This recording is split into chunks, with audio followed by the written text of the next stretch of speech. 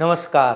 MTVमध्ये आपलं सर्वांचं हार्दिक स्वागत आहे. मी चंद्रशेखर नेने, आंतरराष्ट्रीय घडामोडींचा अभ्यासक. माझ्याबरोबर अविनाश सूर्यवंशी व्हिडिओग्राफर आहेत. आपण गेली काही महिने काही प्रकारच्या चांगल्या बातम्या ऐकत असतो आणि त्या सगळ्या चांगल्या बातम्यांचा हिरो एकच असतो, अज्ञात बंदूकधारी. आपण पाहिलं आहे की या अज्ञात बंदूकधाऱ्यांनी पाकिस्तानात कितीतरी भारतीय शत्रूंचं शिरकाण केलेलं आहे. तसंच शिरकाणचा अर्थ त्यांना गोळ्या घालून उडवलेला आहे. अनेक मास्टरमाइंड. आता परवाचीच गोष्ट आहे. साजिद मीर नावाचा जो एक दहशतवादी होता, ज्याने मुंबईच्यावरती झालेला तो अत्यंत भ्याड आणि भयानक हल्ला झाला होता अजमल कसाब आणि त्याच्या टोळीने. त्या सगळ्या हल्ल्याची आखणी त्यांनी केली होती. तर साजिद मीरला पाकिस्तानात ठार मारलेलं आहे. हे झाले पाकिस्तानी दहशतवादी, म्हणजे ते लष्कर ए तैयबा, जैश ए मोहम्मद या सगळ्यांचे जे सगळे टेररिस्ट होते त्या सगळ्या टेररिस्टना उडवण्याचं काम सध्या चालू आहे. आणि दररोज बातम्या येतात की कोणीतरी अज्ञात बंदूकधारी आले आणि त्यांनी यांना गोळ्या घातल्या. हा सध्या जगभर ट्रेंड चालू आहे. पाकिस्तानात नुसतं नव्हे तर खालिस्तानच्या लोकांनासुद्धा पाकिस्तानातही मारलं जातं आहे. अमेरिकेत, कॅनडात तिथेही त्यांच्यावर हल्ले होत आहेत. कॅनडामध्ये हरदीप सिंग निज्जर हा जो एक खालिस्तानी मनुष्य होता दहशतवादी, त्याचा खून झाला. आणि त्याचा खून झाल्यावरती कॅनडात त्यांचं प्रेम अत्यंत ज्याला लाभलेलं आहे, ट्रुडो त्यांचा जो पंतप्रधान आहे, त्यांनी भर संसदेमध्ये घोषणा केली की भारताचा याच्यामध्ये हात आहे. म्हणून भारताने तातडीने विचारलं, तुझ्याकडे काय पुरावे आहेत? पुरावे आणले तर आमच्याकडचं जो कोणी असलं तर आम्ही त्यांना पकडू. पुरावा नव्हताच. पुरावा द्यायला त्याच्याकडे पुरावाच नव्हता. बोलून बसला तो आणि मग उगीच काहीतरी येडच्यापसारखं काहीतरी बोलतो आहे. त्याचा आता सगळी परिस्थिती गंभीर झालेली आहे, कारण त्याच्याकडे कसलेही पुरावे नाही आहेत. आणि त्याच्यानंतर परवा जी बातमी आली की गुरपतवंत सिंग पन्नून हा जो एक, ते पन्नून इंग्लिशमध्ये न लिहितात पण आपण त्याला उच्चार पन्नू असं म्हणतो, तर त्या पन्नू नावाच्या माणसाचा खून करण्याचा प्रयत्न झाला. आणि तो प्रयत्न कोणीतरी निखिल गुप्ता नावाच्या एका ड्रग्जमध्ये गुंतलेल्या भारतीय व्यक्तीने केला असं अमेरिकेने सांगितलं. आणि त्या भारतीय व्यक्तीने काय केलं म्हणे, तर त्यांनी त्याचा खून करायला ज्या माणसाला सुपारी दिली तो माणूस CIA खबरी होता आणि त्यांनी CIA ही सगळी माहिती पोचवली. दोन गोष्टी यावरनं सिद्ध होतात. ही गोष्ट खरी आहे की खोटी आहे माहीत नाही, कारण भारताने तातडीने सांगितलं की असं जर काही झालं असलं तर आम्हाला पुरावे द्या. आम्ही ऑन आवर ओन स्वतःहून त्याच्यावरती एक इन्क्वायरी कमिशन बसवलेलं आहे. आणि त्या इन्क्वायरी कमिटीचा रिपोर्ट आणि हे सगळं अमेरिकेला थ्रू प्रॉपर चॅनल समजवलं असल्यामुळे अमेरिकेचे एक अधिकारी, US principal deputy national security adviser, ज्यांचं नाव जोनाथन, त्याला शॉर्ट फॉर्ममध्ये जोन म्हणतात, जोनाथन फायनर या 47 वर्षीय जर्नलिस्ट कम डिप्लोमॅट या माणसाने त्याच्यावरती विधान केलं. तो भारतात आला. भारतात आल्यानंतर त्यांनी इथे येऊन आपले नॅशनल सिक्युरिटी ॲडवायझर, राष्ट्रीय सुरक्षा सल्लागार अजित डोवल, आपले विदेश सचिव विनय कवात्रा आणि डेप्युटी NSA म्हणजे त्याच्याबरोबरचे जे विक्रम म्हणून होते, विक्रम सिद्धी, त्यांची भेट घेतली. आणि ती भेट घेतल्यानंतर त्यांनी स्टेटमेंट असं केलेलं आहे की आम्ही आमच्याकडे असलेली माहिती सगळी भारतीय अधिकाऱ्यांना दिली आहे. त्यावरती भारतीय अधिकाऱ्यांनी स्वतःहून एक इन्क्वायरी कमिटी बसवलेली आहे. इन्क्वायरी कमिटीचा जो रिपोर्ट येईल त्यानंतर आम्ही त्याच्यावरती खल करू आणि पुढे काय होईल ते करू. पन्नू मेलेला नाही आहे, तो जिवंतच आहे. आता ह्याच्यातनं मनामध्ये विचार येतात ते असे की या पन्नूला वाचवण्याकरता अमेरिका सरकार एवढे आकाशपाताळ एक करतं आहे. त्याची दोन कारणं आहेत. एक म्हणजे पन्नू हा भारतातनं पळून गेलेला आणि भारतामध्ये त्याच्यावरती अत्याचार होतात वगैरे म्हणून कॅनडा आणि अमेरिकेत दोन्हीकडे त्यांनी नॅशनॅलिटी घेतली. ते लोक शरणार्थ्यांना अशा प्रकारच्या नागरिकत्व बहाल करतात. तर त्याला दोन्ही नागरिकत्व आहेत, कॅनडाचंही आहे आणि अमेरिकेचंही आहे. तो राहतो जास्त वेळ करून अमेरिकेमध्ये. सिख फॉर जस्टिस नावाची एक सेपरेटिस्ट ऑर्गनायझेशन आहे, ज्यांना खलिस्तान मोकळा करायचा आहे. त्या सिख फॉर जस्टिसचा हा एक अधिकारी आहे. आणि याचं मुख्य काम काय असतं, तर हा निरनिराळ्या भारतीय अधिकाऱ्यांवरती कोर्टामध्ये खटले भरत असतो. पण त्याच्या लक्षात आलं असे खटले भरल्याने काही त्याचं नाव होत नाही, म्हणून वेड्यासारखी विधानं करणं आणि वेड्यासारखे थ्रेट देणं हे याचं मुख्य काम दिसतं आहे. त्यातले काही थ्रेट्स अगदी नमुनेदार आहेत. आत्ता त्यांनी जो धमकी दिली आहे की 13 नोव्हेंबरला भारताच्या पार्लमेंटवर तो पुन्हा हल्ला करणार आहे. त्या माणसाने आत्तापर्यंत कोणातरी किड्याला तरी मारल्याचं उदाहरण नाही आहे, परंतु तो हल्ला करणार आहे असं त्यांनी स्टेटमेंट दिलेलं आहे. आणि आता भारतीय सुरक्षा यंत्रणा त्याप्रमाणे जास्त 13 नोव्हेंबर का, तर याच्या अगोदरचा तो संसदेवरती पाकिस्तानी दहशतवाद्यांनी हल्ला केला होता तो 13 नोव्हेंबरला झाला होता म्हणून. तसंच 13 डिसेंबरला हे 13 डिसेंबरचं आहे, म्हणजे येत्या 13 तारखेला. तसाच त्यांनी आणखीन एक सोडली होती ही लोणकढी, की 19 नोव्हेंबरला एअर इंडियाचं विमान तो उडवणार आहे. कारण कनिष्क जे एअर इंडियाचं विमान आहे ते जे उडवलं गेलं, त्या उडवण्यामध्ये 19 नोव्हेंबर ही ती तारीख होती. त्यामुळे एअर इंडियाने आपल्या विमानावरती सिक्युरिटी टाईट केली वगैरे. अशी विधानं जो मनुष्य करतो त्या माणसाविरुद्ध अमेरिकन सरकार काहीही कारवाई करत नाही. उलट त्या माणसाविरुद्ध काहीतरी तक्रार आली की त्याला मारण्याचं काहीतरी कट रचला गेला वगैरे, तर अमेरिका भारताला जबाब विचारते आहे. भारताने इंटरपोलला सांगितलेलं आहे की हा मनुष्य दहशतवादी आहे, त्याच्या वागणुकीचे पुरावे इंटरपोलला दिलेत. इंटरपोलने सांगितलं हे पुरावे सफिशियंट नाही आहेत, त्यामुळे अजून आम्ही त्याच्यावरती रेड कॉर्नर नोटीस लावत नाही. भारतीय UAPA कायद्यानुसार तो दहशतवादीच आहे. त्यामुळे तो जर भारतात आला तर त्याला ताबडतोब अटकच होईल. त्याची सगळी जमीन जायदाद जी होती ती भारत सरकारने जप्त करून घेतलेली आहे. खरं म्हणजे हा एक थर्ड रेट मनुष्य आहे. याच्यात करण्याची काही क्षमता नाही आहे. दंगा करायचा जास्तीत जास्त यांनी काय केलं आहे तर लोकांना पैसे देऊन भारतीय मंदिरांवरती विदेशामध्ये घोषणा लिहून घेतल्यात, खालिस्तानवादी घोषणा. हा सगळा खालिस्तानचा जो डोलारा आहे, खरं म्हणजे देशभक्त शीख लोकांचा यांना अजिबात पाठिंबा नाही आहे. काही लोकांना पाकिस्तानने उचकवलेलं आहे, पैसे दिलेले आहेत आणि सांगितले तुम्ही खालिस्तानचा पुकारा करा. या खालिस्तानवाद्यांनी एकच गोष्ट केली तरी पुष्कळ आहे, की त्यांनी सांगायचं की खालिस्तान हे शिखांचं राज्य होतं, शिखांचं जुनं राज्य त्यांना पुन्हा उद्घोषित करायचं आहे. त्या जुन्या राज्याची राजधानी तर लाहोर होती. रणजित सिंग जेव्हा शिखांचा सगळ्यात शेवटचा जो राजा होता त्याची राजधानी लाहोर होती. तर लाहोर पहिल्यांदा घ्यायला नको का? खालिस्तानची जी मुवमेंट आहे ती लाहोरपासून सुरू व्हायला पाहिजे. दिल्ली त्यांच्याकडे कधीच नव्हतं, शिखांकडे दिल्ली कधीच नव्हती. तर लाहोर घ्यायला पाहिजे. पण लाहोर कशी घेणार? कारण खातात तर पाकिस्तानचं जेवण. पाकिस्तानचं जेवण खाल्ल्यानंतर पाकिस्तानविरुद्ध बोलता येत नाही. नाही तर स्पष्ट सांगायचं. बरं, त्यांच्यावरती जे अत्याचार होत आहेत, करतार सिंगच्या गुरुद्वाराच्या ग्रंथीची मुलगी पळवून नेली पाकिस्तानमध्ये, तिथे हे पन्नू बिन्नूचं काही चालत नाही.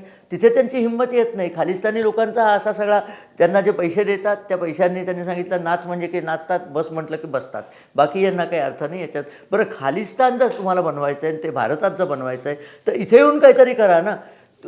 कॅनडातल्या देवळावरती घोषणा लिहून काय होणार? अमेरिकेमध्ये बडबड काय करून काय होणार? त्या दृष्टीने पाहिलं तर पन्नू हा कुठल्याच दृष्टीने आपल्याला महत्त्वाचा मनुष्य नाही आहे. आपण त्याच्यावरती नोटीस लावली, तो दहशतवादी आहे, आला तर आपण त्याला पकडून त्याचा सगळा कार्यक्रम करू, ही गोष्ट खरीच आहे. पण तो महत्त्वाचा अशा करता नाही की त्यांनी केलेल्या कुठल्याही धमकीतनं काहीही साध्य झालं नाही. म्हणजे त्यांनी कॅनडातल्या हिंदूंना धमकी दिली होती की आता लक्षात ठेवा, आता कॅनडातले खालिस्तानी तुमच्या जीवावर उठतील, तेव्हा तुम्ही आत्ताच जमलं तर कॅनडा सोडून निघून जा. या पन्नूला जर सांगितलं की तुझ्या या अशा बडबडीमुळे तुझं नागरिकत्व मी कॅन्सल करतोय, पाकिस्तानात जाऊन राहा, तर हा तिथे हातपाय पडून असं सांगेल की तुम्ही म्हणाल तर मी बोलतो, पाहिजे तर मी सांगेन की खालिस्तान वगैरे सगळं झूट आहे. परंतु अमेरिकेचं नागरिकत्व, कॅनडाचं नागरिकत्व सोडण्याची त्याची हिंमत नाही. कारण या सगळ्या सो कॉल्ड खालिस्तानीवाद्यांचं एकच स्वप्न असतं की कॅनडात जायचं आणि अमेरिकेत जायचं आणि मग तिथे बसून भारताला शिव्या घालायच्या. भारतात तो अमृतपाल सिंग आला होता, त्याला पकडला आहे आणि त्याला आसाममध्ये नेऊन ठेवलं आहे. आता त्याची बातमीसुद्धा येत नाही, इतका त्याला भारतीय सुरक्षा यंत्रणांनी नगण्य करून टाकला आहे. त्यांची इस्टेट तर सगळी जप्त आपण करतच चाललेलो. पाकिस्तानचं ह्याच्यामध्ये कारवाई आहे हे लक्षात आल्यानंतर कुठलाही शीख या खालिस्तानवाद्यांचं समर्थन करत नाही.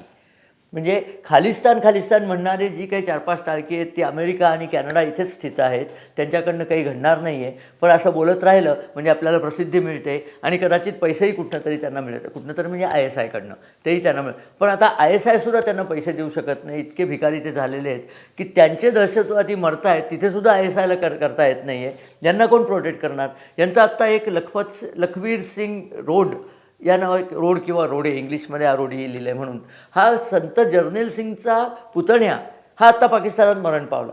म्हणजे हे जे खालिस्तानवादी आहे त्यांची परिस्थिती इतकी वाईट आहे की त्यांना भारतातसुद्धा येऊन राहता येत नाही, पाकिस्तानात येऊन राहतात जिथे शिखांवर अनन्वित अत्याचार फाळणीच्या काळात झालेले आहेत, आजसुद्धा होत आहेत. त्या ठिकाणी त्याच्याविरुद्ध बोलण्याची यांची हिंमत नाही. त्यांच्याच वळचणीला राहून ते म्हणतात ते सांगतात. असले हे सगळे खोटे लोक आहेत, ज्यांच्यापासून आपण सावध राहिलं पाहिजे. आणि हे जेव्हा जेव्हा भारतात येतील तेव्हा तर त्यांचा सत्कार भारतीय सरकार करतच आहे, तेव्हा हे चालू राहील. आताची परिस्थिती अशी आहे की अमेरिकेला भारताची मैत्री पण हवी आहे, पण भारत वरचढ झालेला पण नको आहे. कारण काय झालं की युक्रेन वॉरच्या वेळेला अमेरिकेची ओढायला भारताने नकार दिला.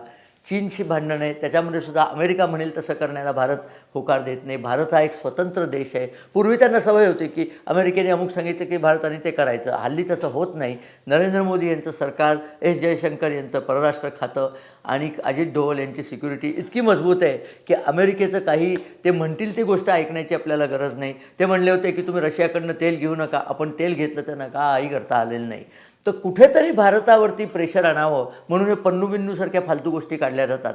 निज्जरच्या वेळेला सुद्धा असंच झालं. कॅनडाला माहिती अमेरिकेने दिली होती, पण पुरावे कोणीच कोणाला दिले नव्हते, त्यामुळे अमेरिकेला काही बोलता आलं नाही.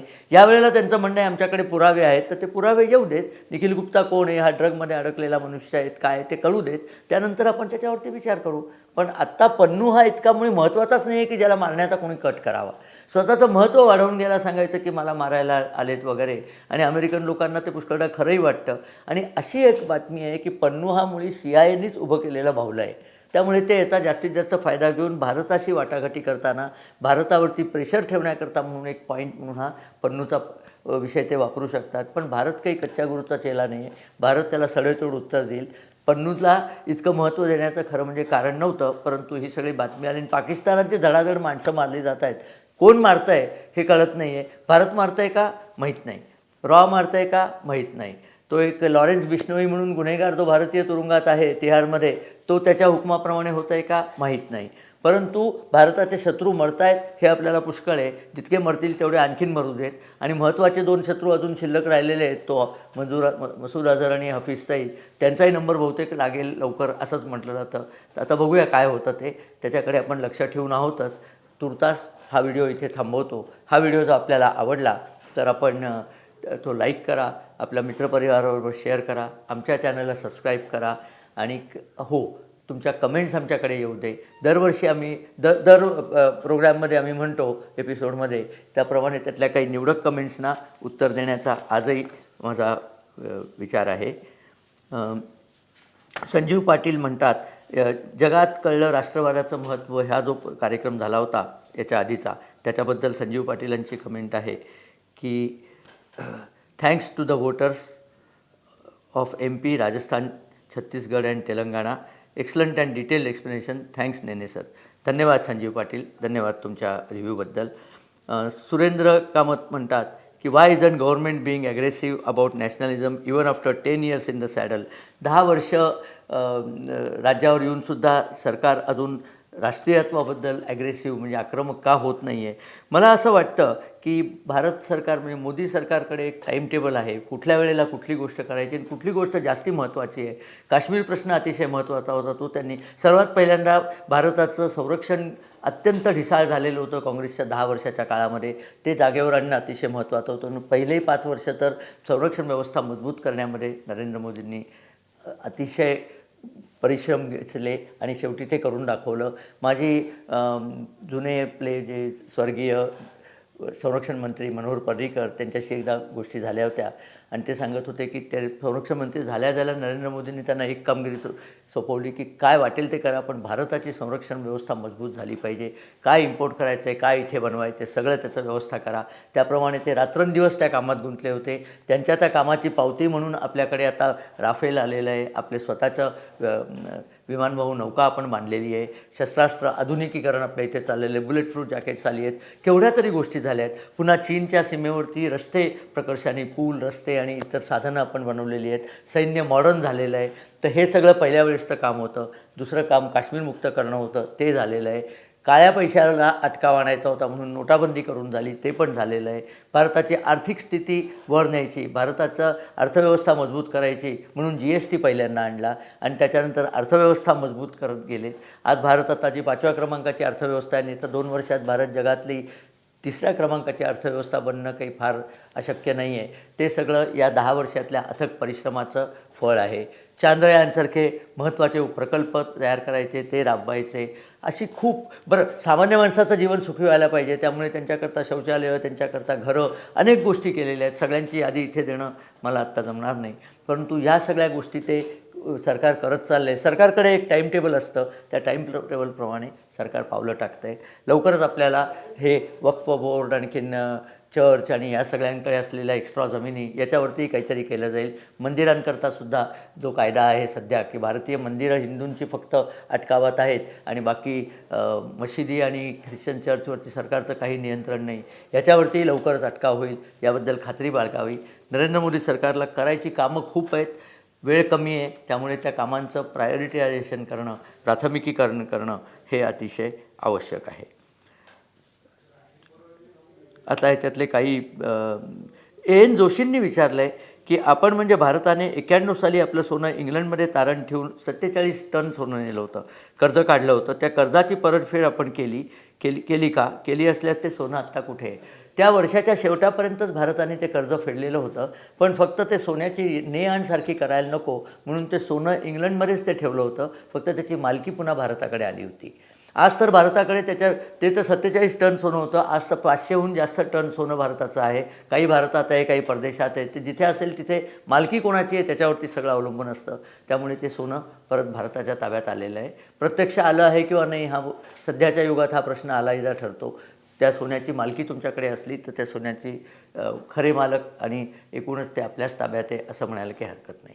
असे काही प्रश्न आम्ही आत्ता घेतलेले आहेत. बहुतेक सगळ्या प्रश्नांमध्ये आमचे कार्यक्रम आपल्याला खूप आवडतात, हे ऐकून फार आनंद होतो. असाच लोभ तुमचा आमच्या कार्यक्रमावर कायम ठेवावा. नमस्कार आणि धन्यवाद.